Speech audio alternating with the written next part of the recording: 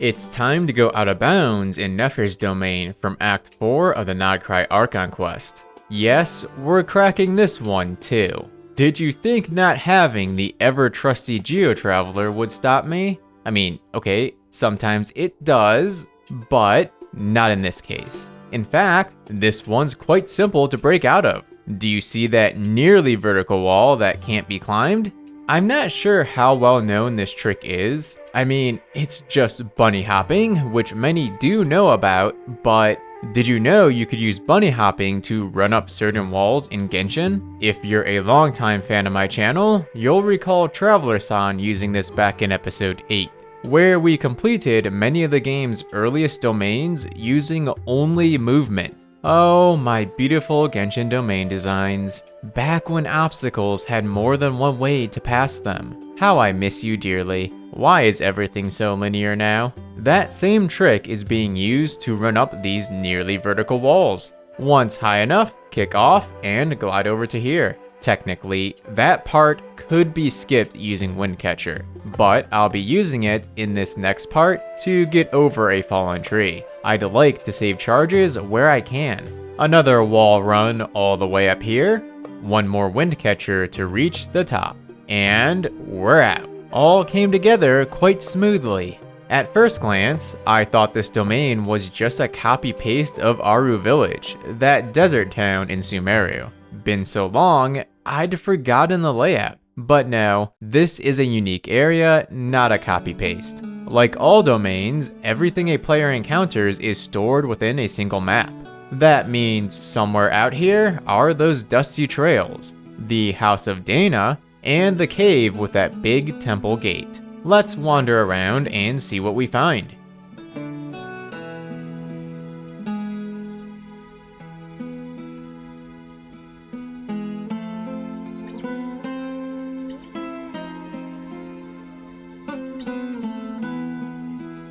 That down there looks like the map foundation. Though not always the case, there's a good chance dropping down there will trigger a void out that places me back at the start of the domain. Gonna ignore the overwhelming temptation to jump.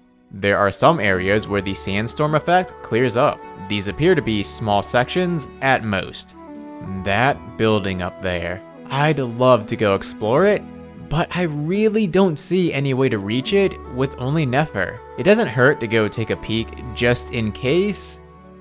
Yeah, that's what I expected. Wall running isn't gonna work this time. Still, coming over here revealed just how large the domain is. A whole new section came into view, which means more exploring.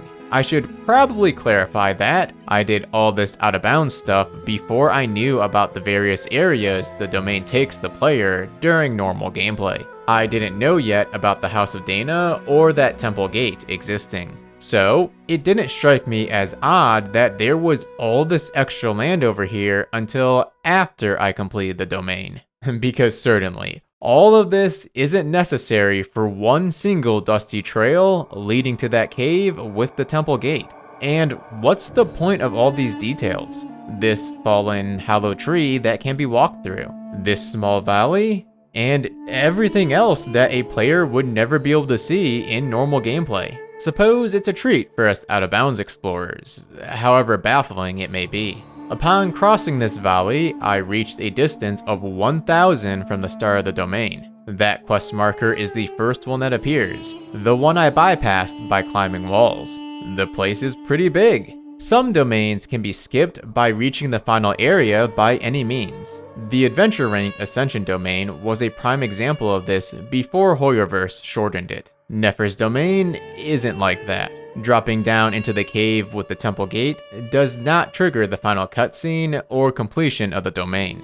Unfortunately, no cheating this one. Gotta go back and watch all the cutscenes.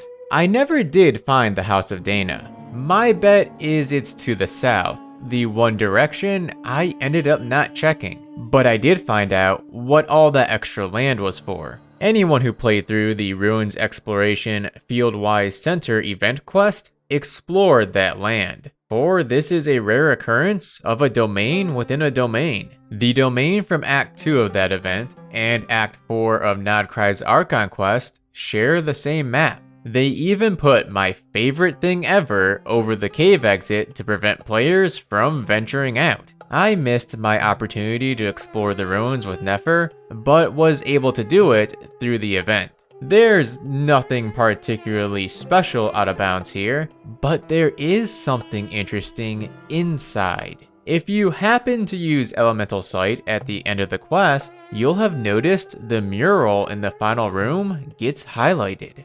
That's odd. Such a highlight usually means that piece of terrain can be removed in some way. I thought maybe we'd return here after leaving, but no, the quest simply ends. What, then, is behind the mural? Might it be a hidden room reserved for another quest far into the future? The only way to find out is to break in. I'll refrain from hyping it up anymore, because in truth, it's a staircase that leads to an unused elevator, which in turn leads back up to the room where the characters split into 3 groups during the quest. Not the most exciting reveal, but it's still neat to see that, at some point, a different route for the quest may have been planned, and this unused path is a remnant of that design decision. This is Moosashi, signing off. Till next time.